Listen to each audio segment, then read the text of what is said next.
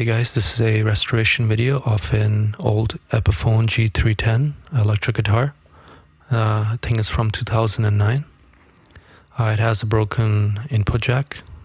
It has some damage, which I'm not too worried about. I'm just going to cover it with some tape. And some serious dirt stuck on the neck. And the pickguard needs a replacement. And we'll also make a new pickguard using some new material. So I'm going to start off with cleaning the fretboard. You can use a plastic scraper like this one. I got this from a iFixit kit for your phone. So I'm going to start cleaning all the grime and all the dirt and all the gunk that was stuck on the wood. This is from years of playing.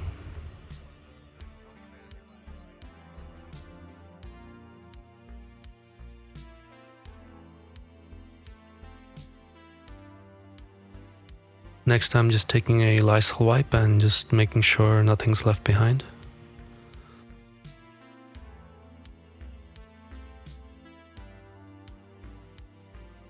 Next, I'm going to start polishing the frets. So I'm going to stick some tape over the wood so I don't damage it.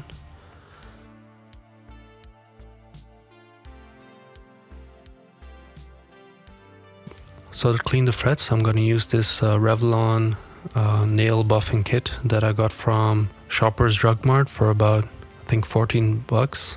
It basically has 4 steps. And I'm going to start with step 1, step 2, step 3, and step 4. And you can see the before and after.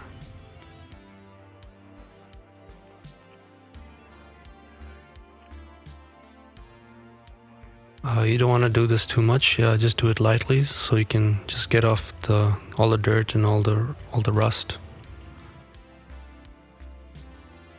Here's me doing step 2 of the polishing.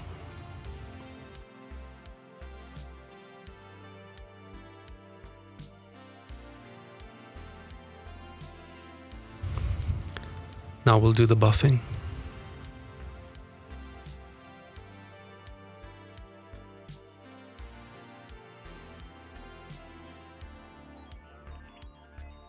Step 4. I would not recommend using one of those stainless steel sponges that are in your kitchen, as they would not be as effective and would kind of damage the frets as well. So once you're done with the polishing the frets, you can take the tape off, and it looks like this, and you can see the difference. You can see the shines all back, and they look a lot cleaner.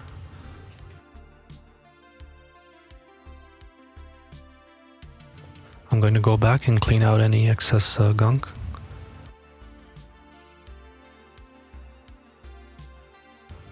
Another thing I'd like to clean and polish is the pickup, which is looks kind of dirty.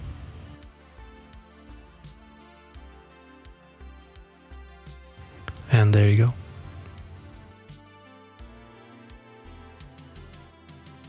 Next, we're going to use some lemon oil to condition the guitar.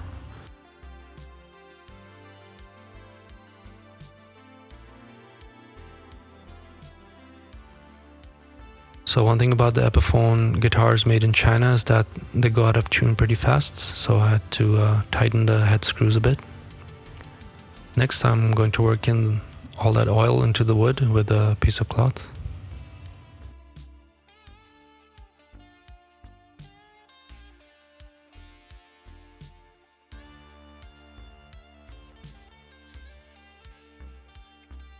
Next, we're going to replace the broken pickguard. So it's a bit tricky to find the Epiphone G-310 pickguards nowadays. But luckily, there's a website called Greasy Groove, and that gives you a template that you can use. So I printed this out and ordered some pickguard material. Just make sure when you print this out that it's to scale. So that box should be 1 inch exactly.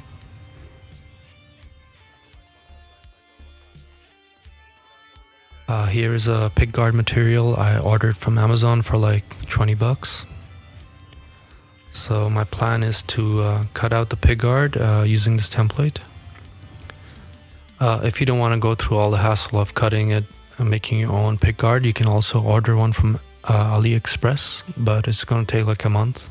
So if you have the time, go for it. So for the backplate, I didn't have a template, so I'm just going to make one by sticking some tape and cutting out the shape with a knife.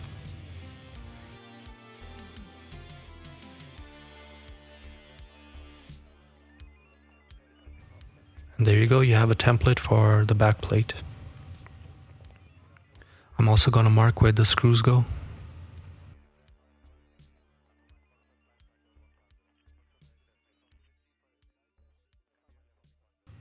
Now I'm going to cut out the template and stick it on the Pickguard material.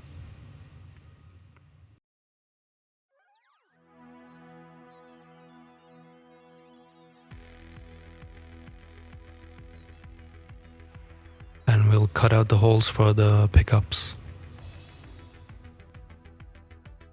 Like that.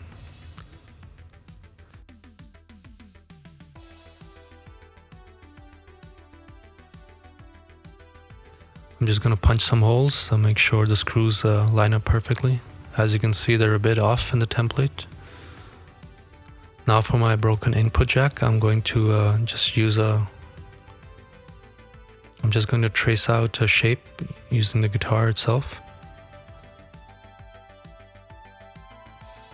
So I'm going to stick this over the broken input jack. Something like this, yeah. Now it's time to stick the templates over our Pickguard material.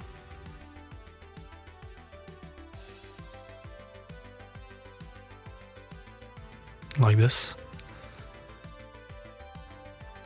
So I realized using a coping saw would not be really helpful in this case, so I ended up using a soldering iron. It didn't get damaged, I just cleaned it off and it was fine after that. So I just used the soldering iron to cut the shapes out and then filed them down so they were kind of smooth at the edges. And they look like this. So I cut the pieces out and drilled the holes in them. I'm also going to drill a hole for the input jack into the small piece. And this is my backplate.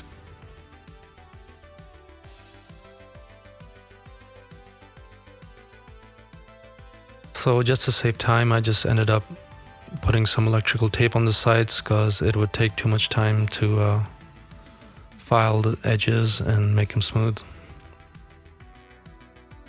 Here's me removing some leftover glue.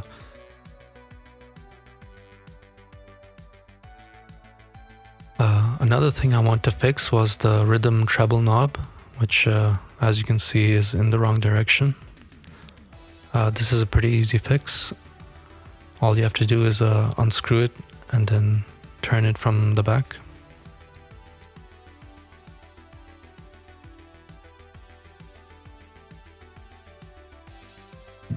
And there you go, now it's in the right direction.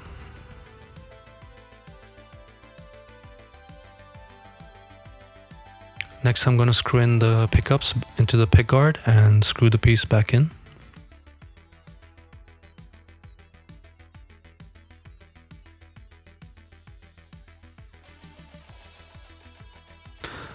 For the input jack, I'm just going to clean it off a bit. It has some leftover glue.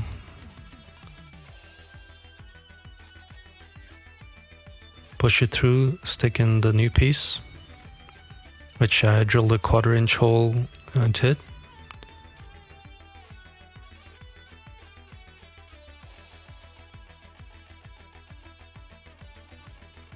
And basically just screw it into place.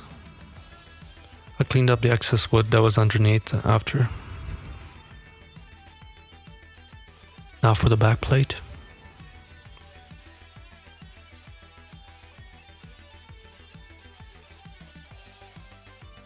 One thing I had to go back and fix were the screws for the bridge pickup, which were completely stripped. So I took some spare screws, and my plan is to solder the heads onto the old ones. So here's me, I'm just soldering some spare screw heads onto the old screws. And there you go. So in the end you should have something like this. And now they're much easier to screw in place.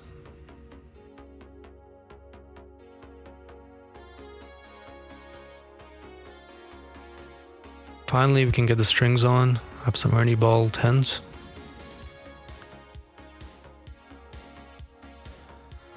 For the string height action, I'm using a ruler like this. It's like a luthier's tool you can get from a guitar shop, and basically tells you the correct height to keep your strings and pickup set.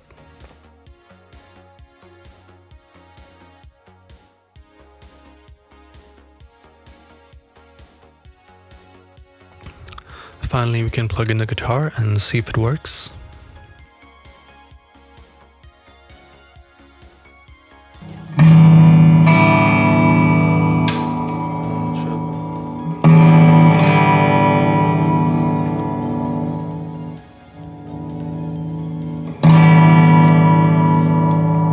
Thanks for watching, guys. I hope you found this restoration video helpful. If you liked the video, please like, share, and subscribe. Thanks so much. Peace.